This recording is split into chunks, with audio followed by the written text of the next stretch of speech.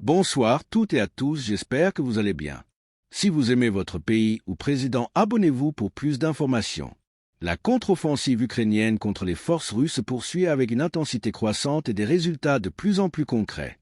De nouveaux territoires sont repris presque chaque semaine, tandis que les unités russes, toujours plongées dans un profond désarroi depuis la coupure massive de leur accès à Starlink, semblent incapables de formuler une réponse cohérente et efficace.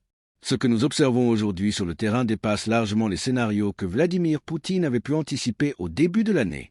Même si l'Ukraine se prépare activement à repousser la grande offensive de printemps et d'été que la Russie envisage de lancer, Kiev a clairement une cible prioritaire et beaucoup plus ambitieuse en ligne de mire, la Crimée.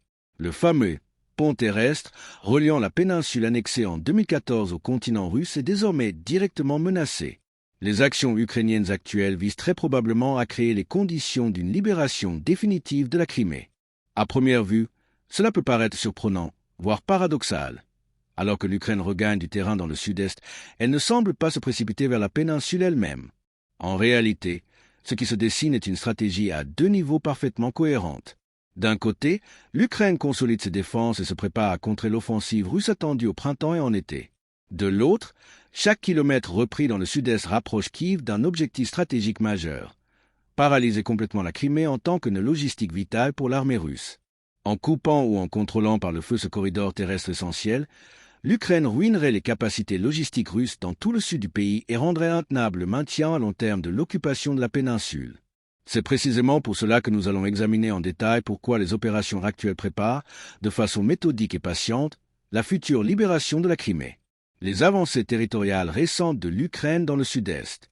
Pendant que l'attention médiatique mondiale se porte souvent sur les tractations diplomatiques russo-ukrainiennes ou sur l'opération militaire américaine en cours en Iran, sur le terrain ukrainien, les unités d'assaut progressent rapidement et avec détermination dans le sud-est du pays, en direction notamment d'Orikiv, Orokov et de Zaporizhia.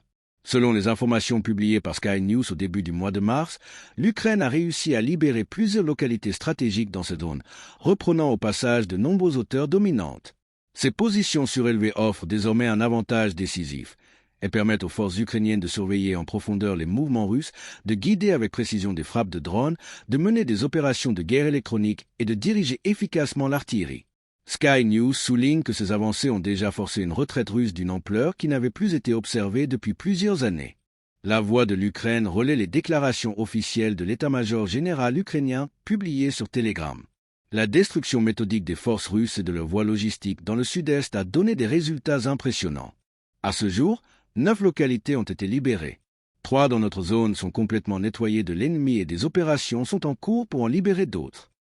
Les anciennes positions fortifiées russes, reprises depuis le lancement des opérations ukrainiennes le 29 janvier, témoignent d'un succès tactique majeur. Les chiffres communiqués sont catastrophiques pour Moscou et le Kremlin. 6537 pertes russes dans cette seule direction, dont 4355 irrécupérables, tués ou blessés graves, 419 unités d'équipement militaire détruites, incluant 147 systèmes d'artillerie, plus de 240 véhicules motorisés et 14 véhicules blindés de combat, 108 postes de commandement et de drones russes réduits en cendres. Toutes ces pertes ont été infligées dans un seul secteur du front. Chaque nouvelle avancée ukrainienne rend la défense russe de plus en plus fragile, au point que les lignes fortifiées russes ressemblent désormais à un château de cartes sur le point de s'effondrer. Le 20 février, la Voix de l'Ukraine rapportait les déclarations du président Volodymyr Zelensky. L'Ukraine avait déjà libéré environ 300 km², soit environ 115 miles², dans le sud-est. Depuis, d'autres territoires ont été repris, au point que le commandant en chef Oleksandr Syrsky a pu déclarer le 2 mars. Pour la première fois depuis l'offensive de Koursk d'août 2024, l'Ukraine reprend plus de territoires que la Russie ne parvient à en occuper. Stratégie autour de la zone grise et progression vers Tokmak. Si vous vous demandez quel est le lien concret entre ces avancées et la Crimée, l'indice le plus clair est le nom de Tokmak. Selon Sky News, l'ensemble des opérations ukrainiennes actuelles vise à élargir progressivement la fameuse zone grise en direction de Tokmak. Cette localité est un centre logistique absolument crucial pour la Russie dans le sud de l'Ukraine. Elle sert de plaque tournante pour les routes et les voies ferrées reliant la Crimée au continent. Tokmak n'est qu'une étape. Derrière, elle se trouve Mélitopol. Et derrière Mélitopol, c'est la Crimée elle-même qui entre dans la ligne de mire.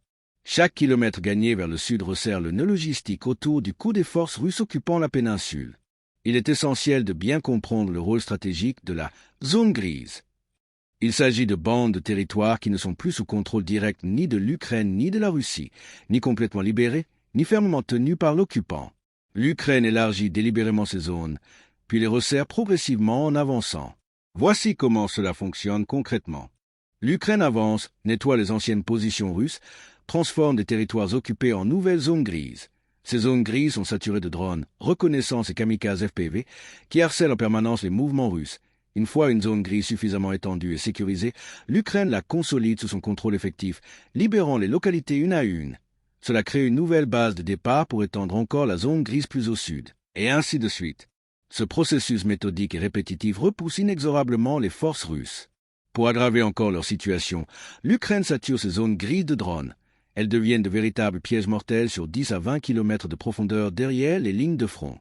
Tout véhicule, tout convoi, tout mouvement de troupes russes y est immédiatement détecté et frappé. Les drones russes opèrent aussi dans ces zones, mais la Russie souffre d'un handicap majeur. Depuis la coupure de Starlink, ses communications sont gravement perturbées, ce qui limite fortement sa capacité à coordonner des contre-attaques ou à protéger ses lignes logistiques. L'Ukraine, elle, continue d'avancer, de se fortifier et de forcer la retraite russe. Rôle central des drones et de la guerre en réseau. Les drones sont devenus l'épine dorsale de cette stratégie ukrainienne. Selon le Télégraphe, ils sont désormais responsables d'environ 70% des pertes infligées dans la guerre. Un autre facteur décisif permet à l'Ukraine de mener ses offensives tout en obligeant la Russie à reculer, la guerre en réseau Network-Centric Warfare. Sky News explique ce concept de manière limpide. Le succès tactique des forces armées ukrainiennes repose sur le concept de guerre en réseau, où chaque unité agit comme une partie d'un seul et même organisme, recevant en temps réel des données provenant des drones. Cette supériorité informationnelle est rendue possible par le système Delta, une plateforme cloud développée en 2021, juste un an avant l'invasion à grande échelle de Poutine. Delta agrège en temps réel les images et vidéos des drones de reconnaissance qui patrouillent en continu dans les zones grises, les frappes des drones FPV kamikazes, les renseignements humains, les images satellites, les données de guerre électronique. Toutes les unités ukrainiennes, quelle que soit leur taille, ont accès instantané à ces informations via ordinateur, tablette ou smartphone. Delta permet une coordination quasi instantanée. Un commandant voit en direct où se trouve l'ennemi, où ses drones ont frappé, où les Russes tentent de se regrouper, et peut ajuster immédiatement ses ordres. À l'inverse, les forces russes, privées de Starlink, opèrent dans un brouillard informationnel quasi total. Elles ne voient pas venir les frappes, peinent à coordonner leurs mouvements et perdent très rapidement toute initiative. L'importance stratégique de la Crimée est le pont terrestre. C'est précisément cette supériorité technologique qui permet à l'Ukraine de progresser vers le sud et de menacer directement la Crimée. Tokmak et Melitopol sont les deux nœuds logistiques clés. Tokmak contrôle les routes vers Melitopol, à environ 65 km au sud.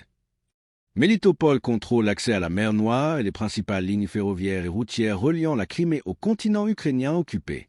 Depuis 2022, la Russie utilise ce pont terrestre pour acheminer troupes, munitions, carburant, équipements et renforts vers tout son groupement sud.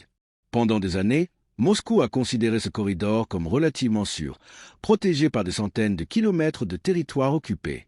Mais à mesure que l'Ukraine avance vers le sud, elle se rapproche de Tokmak, puis de Melitopol.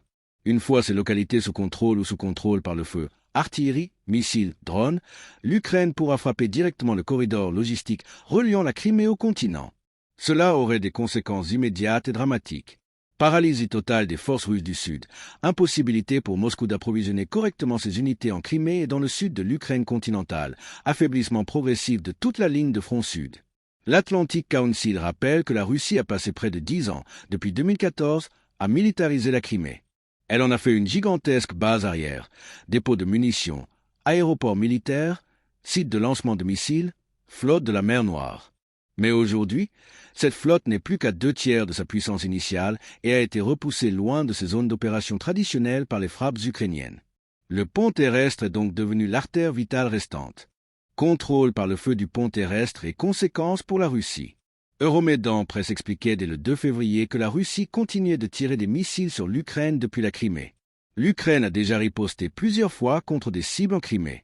Mais obtenir le contrôle par le feu sur le pont terrestre changerait tout. L'Ukraine pourrait lancer des frappes beaucoup plus intenses et fréquentes, missiles ATACMS, drones, artillerie, contre les positions russes en Crimée. Les forces russes du Sud seraient privées d'approvisionnement régulier, ce qui les affaiblirait jour après jour. Moscou devrait redéployer des unités depuis d'autres fronts, notamment Donetsk, créant des opportunités pour l'Ukraine à l'est. Sky News rapporte que des observateurs militaires internationaux estiment que les succès actuels dans le sud créent les conditions préalables à une opération plus large visant à libérer Berdiansk et Mariupol. La Russie en est consciente et consolide ses défenses dans ces villes, anticipant une menace croissante. Les frappes ukrainiennes répétées avec des missiles attaquent contre des dépôts de munitions dans le sud entravent déjà la fortification russe. Plus l'Ukraine avance, plus elle multiplie les bases de lancement pour attaquer la Crimée. Supériorité technologique ukrainienne et crise des effectifs des deux côtés. Cette progression est rendue possible par la supériorité technologique ukrainienne face aux tactiques russes héritées de l'ère soviétique, aujourd'hui largement dépassées. L'Ukraine avance en minimisant ses pertes grâce à une combinaison gagnante. Saturation préalable des zones cibles par des drones aériens, navals et terrestres, destruction systématique des systèmes de guerre électronique russes, POL 21, Itel, etc., dans les zones grises, utilisation massive de drones FPV kamikazes et de reconnaissance. Défense News rapporte que certaines brigades ukrainiennes opèrent à seulement 30 à 60% de leur capacité théorique en effectif. Dans certains secteurs, 12 combattants tiennent des portions de front de 5 à 10 km.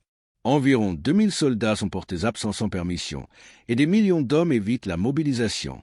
Mais la technologie compense largement ce déficit. Une armée de robots, drones aériens, navals, terrestres, fait le travail dangereux, permettant aux troupes d'assaut de prendre le terrain avec un risque humain réduit.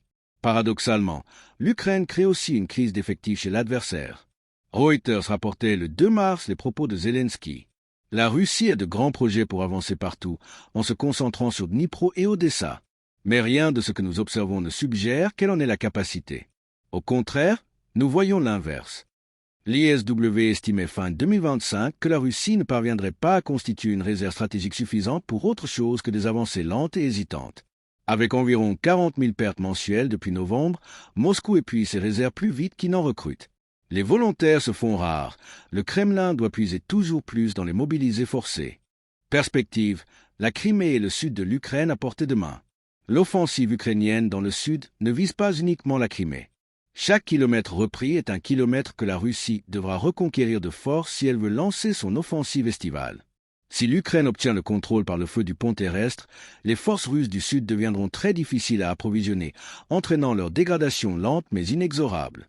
La percée vers Zaporizhia a déjà placé l'initiative fermement entre les mains ukrainiennes dans ce secteur.